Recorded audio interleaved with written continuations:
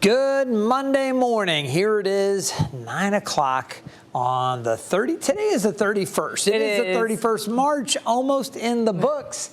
And we've got some more weather to talk to you about. This is meteorologist Taylor Stephenson. I'm meteorologist Craig Moeller. We are both employees here at 13 News Now. Both of us fully certified meteorologists, and we've been at it quite a while. With the weather desk, which you found here on the 13 News Now Plus app, we tackle today's top weather headlines. And Taylor, we've got a big old storm system rolling towards the coast. You were talking about the end of March. That's usually when we start to see the ramping up of the severe weather season. So it's honestly right on time. Yeah, it's coming through. So we're going to get ready for some more storms later tonight. And we do have a weather impact alert for that. Let's take a look at the weather topics that we're going to be tackling today. Massive storm system brings impacts through the central U.S. It's right now impacting the southern U.S. down along the Gulf Coast. And it is going to bring those impacts to our area later this evening. So we've got a lot to talk about with this big storm system working its way eastward. We also want to update you on the Myanmar earthquake recovery. I can tell you that area, the video with the collapsing buildings and all of the people that have passed with this tragic earthquake, it has been just amazing and just heart-wrenching to see this. There is some relief coming from Hampton Roads in the form of Mercy Chefs. We'll hear more about their efforts to provide some relief over in some of the areas hardest hit by those earthquakes, and we'll have a general earthquake recovery update. So stay tuned for more on that. And then we've got this other thing we're going to talk about, proposed cuts to NOAA and how it could impact our forecast models and their accuracy.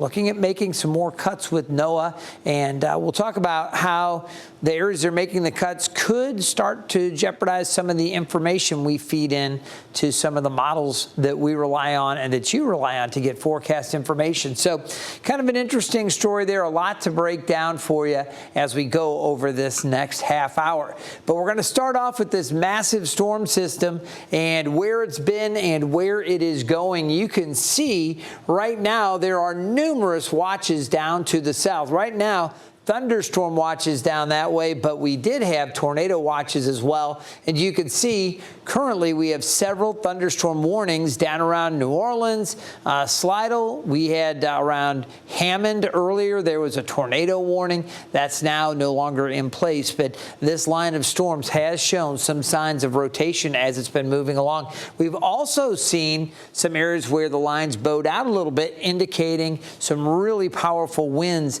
that are just flowing out from these storms. So Picayune, you can see that area now under the gun with heavy storms there, and areas off to the north and northeast of that. You can see up passing Hattiesburg. You get over towards Milry and up towards Meridian.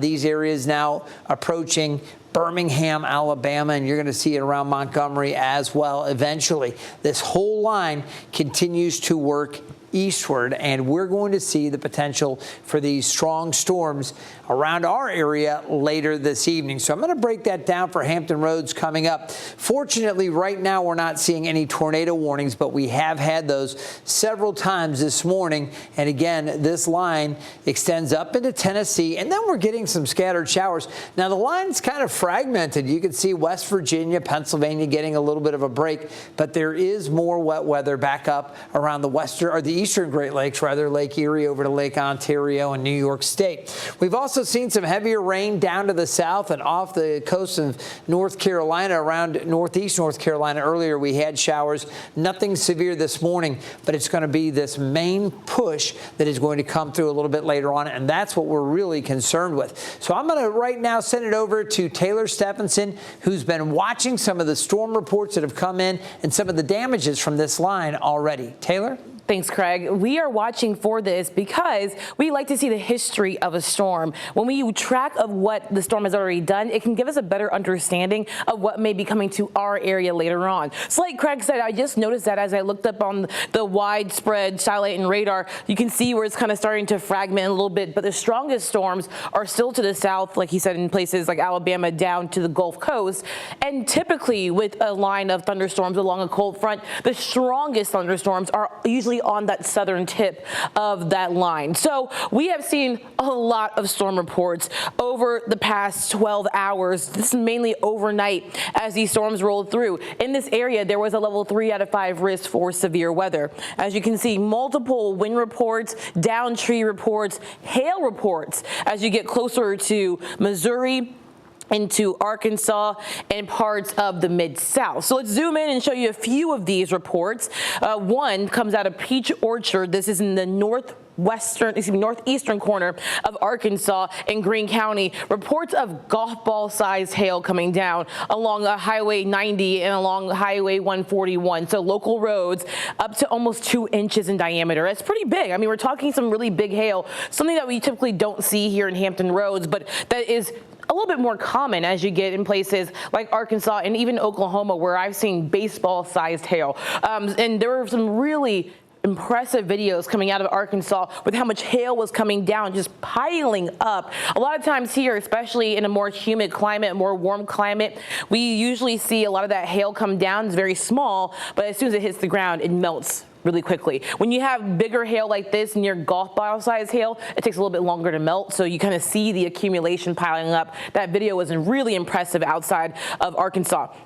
Now, as we get into Louisville, Kentucky, this is in the city of Prospect, just outside the city in Jefferson County, and there were down trees along power lines. And so that's one thing that we're waiting for, is maybe those weaker trees when we have some gustier winds coming through with our potential for strong to severe storms today. Our wind gust threat is the highest threat we do have. And so we're watching to see if any weaker trees get blown, some branches, but some wind reports coming out of there from thunderstorm wind damage. This is around 9:54 local time, Eastern time last night. Now, also, even though this storm system doesn't have the history of producing tornadoes as much as the one we had 2 weeks ago, that also produced the Perquimans County tornado about 2 Mondays ago, actually 2 weeks ago today, this system has been seeing some rotation, and there have been a few thunderstorm reports and some tornado reports as well. So as we get into just outside of Nashville in Humphreys County, a report of a roof gone off of a house, estimated by the tornado debris signature. Sometimes you'll hear meteorologists call this the TDS when they say that, tornado debris signature, showing that debris has been lofted and put out into the air from our correlation coefficient. So the reports of what was possibly a tornado, and I'm sure the weather service out there near Nashville will go and survey that this morning, because that happened late last night around 10 p.m. Now, the problem is that these storms rolled through overnight, and that's a problem we may see tonight, is that these storms come after sunset, and so that may run a higher risk of making sure that you have to be prepared when things are darker, when people are going to be asleep, making sure you have multiple ways to receive alerts. But again, Craig, we like to look at the history of these storms just to see what may be produced downstream. Yeah, it's always important to take a look at the history of these storm systems to get a feel for what may be coming to our area. And the system does change as it moves along. Right now, again, it's the deep south that is under the gun for the strong to severe storms. And as I mentioned, we've got numerous thunderstorm warnings, but no tornado warnings associated with this right now. Now, we've talked about some of the impacts. Taylor just pointed out some of the storm reports, and I want to show you some of more video here on what this storm system has produced, because this storm has caused problems all the way up through the Great Lakes region as well. Take a look at the damage across Illinois and Indiana. The area was under tornado warnings, and at least one person was killed as high winds moved through Indiana. The storms also impacted the professional sports in the form of Major League Baseball and the Chicago White Sox. Their game was delayed there in the 7th inning against the Angels when the skies opened up and it started to pour on Rate Field. The rain came down so quickly the grounds crews weren't able to get the tarp over first base line in time, and the rain delay lasted almost 3 hours. I can tell you that is a challenge for those groundskeepers, and that's one of the things I do with the Cardinals. I talk with the head groundskeeper about severe weather threats. Sometimes when those storms are moving in, you might say you got 5 minutes, 10 minutes, get that field tarped, and they take the crews out, they race to get it covered, because once that rain gets underneath the tarp, those infield areas get wet. It's a lot harder to dry it back out. Well, across the rest of the U.S., millions have been bracing for tornadoes early this morning and overnight, while others dealt with flooding and even an ice storm. ABC's Rhiannon Alley has more from the storm's impacts. Overnight, more than 500,000 Americans in the dark as a severe spring storm sweeps through the Midwest. The wild weather blamed for at least 600,000 power outages from Wisconsin to Kentucky. Severe thunderstorm warning here in Lexington. We've got some strong winds, obviously. The trees around behind me, the rain, a lot of lightning, strong winds. There could be some rotation. This coming on the heels of destruction over the weekend that left at least 2 dead. Michigan also hit hard. Freezing rain downing trees and coating power lines, blocking roads and knocking out power. The storm even ripping off the roof of this school, letting the rain pour into the gym. The storm system now expected to swamp parts of the Northeast this morning, while also bringing much-needed rain to the Carolinas, where multiple wildfires have burned more than 33 square miles in recent days. Rhiannon Alley, ABC News, New York. This really has been a very impressive storm system, again, from the Great Lakes all the way down through the Gulf Coast. And while there's a break across the Ohio River Valley right now, as this pushes eastward, we're going to see the potential for more strong storms. Let me show you where that front is located. You can see it's centered, the area of low pressure, well into Canada. It drags the front down through eastern Ohio. You can see over Lake Erie there through eastern Ohio, Kentucky, and then it kind of marries up with another area of low pressure along that frontal boundary and extends down the front all the way down into East Texas. This is continuing to slide eastward, and out ahead of it, you see these different colors on the map. This is the Storm Prediction Center's severe weather outlook for today and this evening overnight. So we're looking at this, and again, you see all of these colors with the potential severe weather tonight. You hear us talking about various severe weather categories all the time. All right, we're going to go back to meteorologist Taylor Stephenson, who broke down those categories for us to help you better understand the forecast. Severe storms are possible on Monday, March 31st across Hampton Roads and northeastern North Carolina. The Storm Prediction Center, known as the SPC, issues risk categories based on how widespread and intense the thunderstorms may be. Let's break down the 5 categories. To keep it simple, the categories range from level 1 to level 5. A level 1 risk is the lowest potential for severe storms. A level 5 risk is the highest potential. Under a level 1 or marginal risk, storms are usually isolated and short-lived with limited intensity. Storms under this category can produce wind gusts up to 60 miles per hour and or small hail. The tornado threat is typically low. Under a level 2 or slight risk, storms are still short-lived, but the storm intensity is a little higher. Strong or damaging winds and a couple of tornadoes are the typical threats in this category. Once we reach a level 3 or an enhanced risk, the storms can become persistent, with a few intense storms producing some tornadoes and wind damage. Long-lived and widespread severe storms fall under a level 4 moderate risk or a level 5 high risk. Under a level 4 risk, expect strong tornadoes, widespread wind damage, and or large hail. The level 5 risk is typically reserved for high confidence of a tornado outbreak or a derecho event. A derecho is a fast-moving line of strong to severe storms stretching more than 240 miles that produces damaging wind gusts throughout most of that line. For 13 News Now, I'm meteorologist Taylor Stephenson. All right, so Taylor did that over the weekend, and she just did a real quick change of clothes. Come on back in, Taylor. It's called TV magic. That's what it's called. No, I thought that was a really great, chance for everybody to see what all these colors correspond to. When you had shown that map, I think you had the level 2 up, but I wanted to show the updated one to include this level 3, which goes from Raleigh and Charlotte down through Columbia, South Carolina, Atlanta, and down through southern parts of Alabama into Mississippi and New Orleans. So there's a greater threat there. There's at level 3. Now, for Hampton Roads, we're under the level 2. Right, and I think that a lot of times we say level 1, level 2, level 3, but sometimes people don't really know what criteria meets those certain levels. There is really strict criteria for these levels issued by the Storm Prediction Centers. Yeah, and basically, again, it comes down to how widespread and numerous the events should be, how intense and how long-lived, whether they're going to be very brief or whether they have the potential to do a lot of damage. Typically, for Hampton Roads, when we're under a level 2 threat, we'll see watches issued. Certainly, whenever you have a level 3, you're going to get a watch. And you should expect numerous warnings. But even under level 2, we typically get watches and warnings. On level 1, that marginal threat, that's time that maybe yes, maybe no. Sometimes they put it up there just to keep people aware. But the bottom line is, today we are under this level 2. So we'll take a closer look at this. And Taylor, you can see it includes our entire viewing area. Right, and it cuts off really at the Virginia-North Carolina border. A little bit less for us because that wind threat increased, but our tornado threat decreased. So kind of pulling us out and switching up those severe weather modes. We're going to take a look at the tornadic kind of outlook here specific. And you had mentioned yesterday you worked, I was off over the weekend, but you worked yesterday morning and you said Storm Prediction Center yesterday, I mean, they had us under the level 3. I mean, it was a wide, very large level 3, but our tornado risk was higher in their forecasting yesterday, and they brought it down. So it's good news for us, but that's why we got kind of pulled out of that level 3. Yeah, so we continue again under that level 2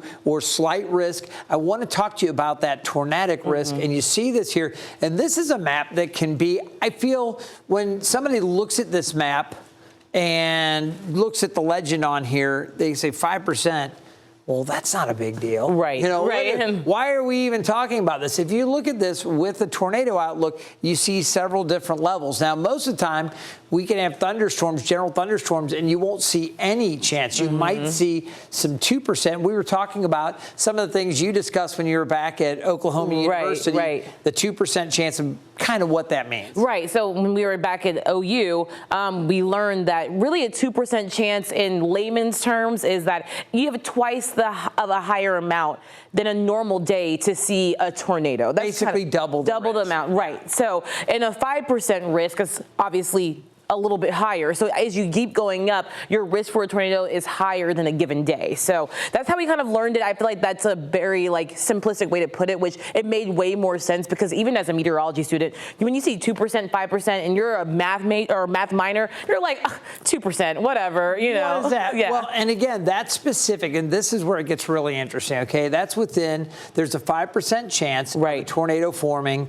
anywhere within 25 miles of a given point. In that whole brown area. In that whole brown area. So what all this equates to, basically, the way I look at it, if we have even a 2% chance, we're going to be watching any cells that do develop for any possible signs of rotation.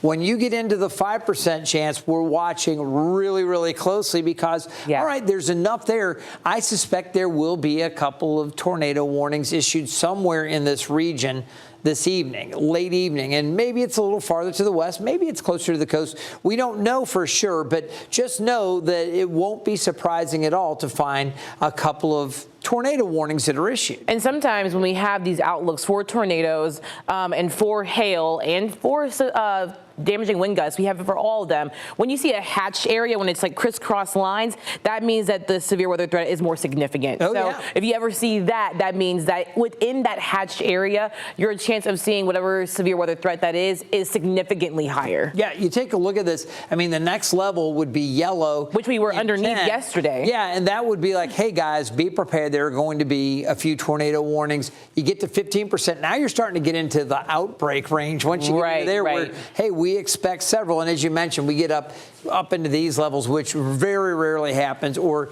that hashtag significant. I mean, that's like, bar the door, Katie, they're coming. Again, it's a lot to kind of ingest, I guess, but what you need to know is we're going to be watching as there is that potential for isolated tornadoes and some rotating cells this evening, something that we're certainly going to be paying close attention to. Also, you can kind of look at the colors relative to the areas. Obviously, in this scenario, areas to the north, eastern shore, northern neck, middle peninsula, areas north and west of Williamsburg under 2%, while peninsula, south side, and North Carolina under the 5%. So chances are greater that we would see something rotating in this part of the area. And that tracks because of two things. One, we saw the splitting segments of that line, and the further north it was, the weaker those storms were. And then again, traditionally, when you have a very strong cold front, the strongest storms are on that southern tail of that line. So it kind of tracks that this is going further south than being further north. Yeah, and I wanted to show one more time here as I jump back here that, again, we had that level 3 threat down to the south and southwest. So that just kind of brings you up to speed. Bottom line is we have a weather impact alert tonight because of this strong cold front. And we've been tracking this for the past 5 to 6 days as we've been watching this progression of the models. But strong cold front, severe weather, this is the typical time of year we see it from now through May. So not out of the normal for us. Right. And again, it's going to be late this evening, mainly between 8 o'clock this evening and 2 a.m. on Tuesday. Gusty, damaging winds, possibility of isolated tornadoes, and maybe some hail. That heavier hail was down to the south and to the west, where you were talking like, what, Arkansas? Or Arkansas. Tennessee, some of those areas, golf ball size hail and covering the ground. Yeah. Pretty wild out that way. We shouldn't see that, but again, these are all things that we consider. Now, when you take a look at the main threats, damaging winds in excess of 55 or 60 miles an hour, that would be a moderate threat, and we've been seeing a lot of these cells have been bowing out a little bit, so indicating stronger winds. And I was mentioning that yesterday in my forecast. You can actually sometimes see with our short-range models, the high-resolution rapid refresh, or the HRR, and then the graph model, which is our in-house. They actually show sometimes that those curves in the storms, or even some little small hooks that kind of indicate that rotation or stronger storms that may be producing straight line winds are possible. I saw that yesterday on the models. So. Yeah, got to pay attention when those models start picking up on that potential. Doesn't mean that particular area is going to get it, but it speaks more to the nature of development along that line. Right. So damaging winds, the primary threat, but you'll notice hail a little bit lower. Tornadoes, and I love this. I think you adjusted this yesterday. I did, you said, bumping up that tornadic threat just a little bit. And again, you see that risk 5%, but still that's significant enough for us to really pay close attention. And we just don't want anybody, nodding off thinking, no big deal. And then, you're awake in the middle of the night with a tornado. I mean, it happened 2 weeks ago with the Cummins County tornado. We weren't even under a tornado watch or a severe thunderstorm watch, so it's something to look out for. Just want folks to be prepared. Street flooding should not be as big an issue. I'll show you the rainfall projections, but I think generally say 1/4 of an inch to maybe 1/2 an inch of rain. So flooding shouldn't be that big of a deal. All right, we are going to take a look again at the Futurecast here, and we'll dive into this. Taylor, again, we can just stay here and break this down a little bit. We've seen a few showers this morning, nothing real heavy. You can see through the middle part of the day. We're going to see some clearing, and then as we get into the afternoon, temperatures close to 80. There's going to be heat. We're going to start looking for showers and storms out to the west. Now, here's I-95, and the 13 News Now viewing area is this area right in here. It extends out to just about I-95. Emporia is like the westernmost point. We kind of share some of the viewership in this area with the Richmond market, but we watch all the way up through Richmond and really through central Virginia. We know a lot of folks in our area have maybe students out at Virginia Tech, out in Blacksburg, or up in Charlottesville with UVA, all of these different great universities across Virginia, JMU, and thinking about all of them, Longwood. At any rate, you see these storms kind of approaching late afternoon and into the early evening. This is at 6 o'clock. They're still west of our area. We're looking at a pretty good day. It will be breezy. Right. Now, as we go into the evening, Taylor, this is where it gets more interesting, those storms approaching I-95. Right, and so we're seeing the potential, right, like you said, of the storm starting to develop behind, of that clearing of the skies. When you have those skies clearing, that adds a lot of energy from the sun, so it will have like a good enough amount of energy to kind of tap into, even though these storms will be pretty late. A lot of times when we have storms during the afternoon and evening, right during the peak heat of the day, those are the strongest storms usually typically see with the system. But overnight threats, not usually as strong, but we have a lot of heat energy in place. Yeah, you think about it, heat and humidity are kind of like the gasoline or the fuel for the fire. You need a spark or something to trigger that, and that spark comes in the form of a cold front plowing in. That front comes in, it rapidly lifts the the hot and humid air, warm and humid air, and that creates a convection that ultimately produces the storms. Now, you'll notice how the line is coming through, but it's not just a single line. There are these, little more intense cells kind of along that front. And then down here, you look at this again. This is 11 o'clock, starting to get some heavy storms around the Albemarle. Storms working down the peninsula and some really intense rain just off to the southwest. This will continue to work through the area around midnight. This is going to be a busy time. I believe Tim is in tonight, correct? I believe so. Yeah, I think our chief is in this evening. He'll be watching that for you, and it will continue that threat through midnight, and then by 1, 2 o'clock, it should be pretty much out of here, maybe a few lingering storms off to the north, but certainly as we go towards sunrise, the storm threat is gone, winds shift to the north, and cooler air settles in with a really nice day, but significantly cooler. Right, and so with those storms rolling through overnight, try to have multiple ways just to get alerts in case we do have those severe thunderstorm warnings, maybe even the isolated tornado warning, just so that you get these alerts while you're asleep, while it's dark outside, and make sure they're loud. Please make sure they're on and they're loud enough to wake you up in case you are asleep. And again, not to panic anybody, but something to think about as well. Whenever we have severe weather potential for an overnight, I always make sure I've got a pair of shoes right next to the bed. That's smart. Because if you do need to move to another part of the house, or if, God forbid, your home would be impacted by storms, maybe not even a tornado, maybe it's just wind damage, sends a tree branch into a window or something like that. You get broken glass, it's going to be dark, it's going to be one of those things where you may need to navigate around a little bit. Making sure that you have access to shoes, whether they're tennis shoes, something with a sturdier sole is best. But the point is, you just want to be prepared on these nights where we have the nocturnal thunder. Yeah, but like you said, this cold front's strong. So with the storms too, but then also with the cool blast. And I don't want people to be like, oh my gosh, it's so cold. This is actually near normal. We should be in the middle 60s somewhere. We've been blessed with 80 so far. It's been really warm for the past few days. Folks starting to think, okay, well, obviously spring is here, but they're almost starting to think about summertime now. Right. So, yeah, we get knocked back a little bit closer to normal for tomorrow. All right, we're going to take a look at the rainfall projections. And again, just some light showers this morning, but with the wet weather coming through later this evening with those storms, maybe up to half an inch or a little bit more than that in a few places. Wakefield could see 7/10 of an inch. In most areas, you're talking about a third to a half an inch of rain. So a nice little soaker, not really a drought buster, but certainly helps. And we are still abnormally dry over parts of the area. So this is really not a terrible thing. I mean, we need the rain, and especially in places like western North Carolina, western South Carolina, where wildfires have been raging, they need the rain. So we prefer rain, not storms, right? So any rain we can get is beneficial. Yeah, we will certainly take it at this point.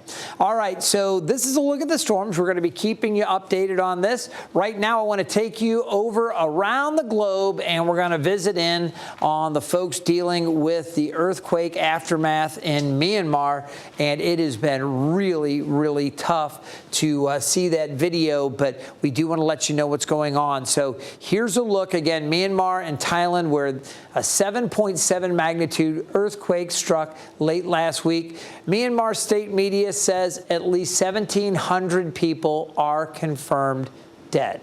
The Wall Street Journal has now reported more than 2,000 killed. The conventional time window to find survivors ended overnight, but rescuers are still searching for anyone who may have survived the collapse of an apartment building in the Myanmar city of Mandalay.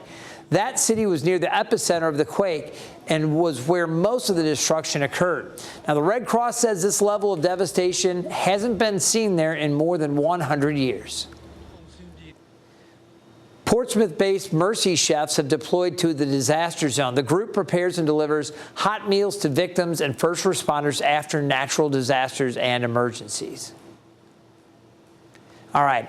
I now want to talk to you about some changes that were made with the National Weather Service and NOAA. And behind the scenes, the tool that we use in weather forecasting is quietly being scaled back, and it could affect forecasts we all rely on. Our partners at WCNC Charlotte help connect the dots. The U.S. government is cutting back on weather balloon launches, and experts say that could hurt the accuracy of forecasts. Let's connect the dots. For decades, the National Weather Service has launched balloons twice a day at more than 100 sites.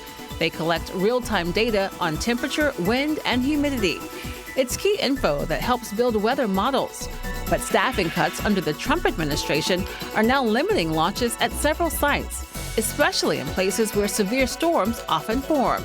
That could mean less reliable forecasts, especially during messy weather like snow turning to freezing rain. Experts say weather balloons provide some of the most important data for predicting what comes next. Without them, forecasters may be left guessing. And even small changes in forecast accuracy can create big risks during dangerous storms. Some private companies are stepping in to help, but scientists warn nothing can fully replace what the government system provides. And that's connecting the dots.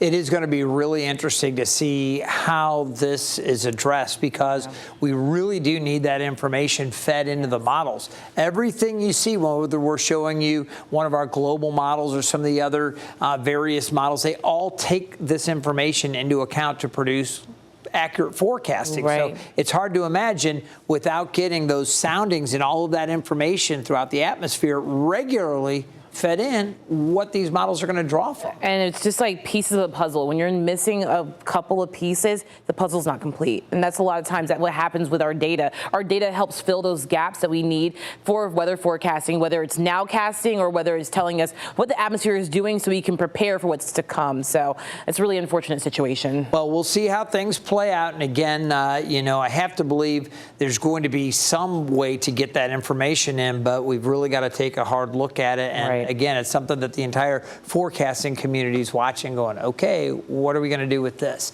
Take a look at the forecast again. Temperatures a lot cooler tomorrow and Wednesday behind this front. We do warm it up again heading into the weekend. Some more unsettled weather there, and then into early next week it drops again. I think we'll eventually see some more breaks, but look at that, back into the upper 50s. So this is the time of year, Taylor, where we go up, then down, and up, then down. My ideal is like right here. I need those lower 80s. This makes me a little sad, but typical, normal. I can't really complain that much, but I'm ready for 80s to become consistent. Yeah, and we will, again, unfortunately for Taylor, be looking at those shower chances, right? But still very comfortable. All right, hopefully you've enjoyed this edition of the Weather Desk. I want to remind you to stay connected to the forecast, especially if you're in the 757. You can download the 13 News Now app by scanning that QR code, and again, you'll have access to our full forecast, all of our radar app. You take a look on there, the interface on the app with the radar, you'll be able to get great information right there at your fingertips. And it's going to be important, as we said, keep those cell phones and tablets charged up and ready to go tonight. Absolutely. I think you covered every point I was going to say, so we got it. All right, we want everybody to be safe. Have a great Monday. And thank you so much for joining us on this edition of the Weather Desk.